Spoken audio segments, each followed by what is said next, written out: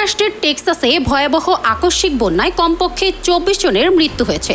কর্তৃপক্ষের মতে এখন পর্যন্ত একটি গ্রীষ্মকালীন ক্যাম্প থেকে ২৩ থেকে ২৫ জন কিশোরী নিখোঁজ রয়েছে। নিখোঁজদের উদ্ধারে প্রাণপণ তল্লাশি অভিযান চলছে। টেক্সাসের লেফটেন্যান্ট গভর্নর ড্যান প্যাট্রিক জানান, মাত্র ৪৫ মিনিটের মধ্যে গুয়াডালুপে নদীর পানি ২৬ ফুট উচ্চতায় উঠে যায়, যা এক বিধ্বংসী বন্যায় রূপ নেয়। তিনি বলেন, এটি ছিল একটি ভয়াবহ ও ধ্বংসাত্মক বন্যা।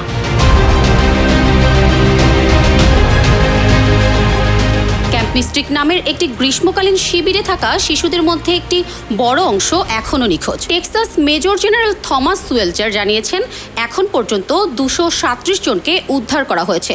উদ্ধার অভিযানে অংশ নিয়েছে ৫টি হেলিকপ্টার এবং প্রশিক্ষিত রেস্কিউ সাঁতারুরা। এছাড়াও উচ্চ ক্ষমতাসম্পন্ন সামরিক যানবাহনের সাহায্যে বন্যাকবলিত এলাকা থেকে লোকজনকে নিরাপদ আশ্রয়ে সরিয়ে নেওয়া হচ্ছে। আলপনা খানম, নিউজ 21 ইন্টারন্যাশনাল ডেস্ক।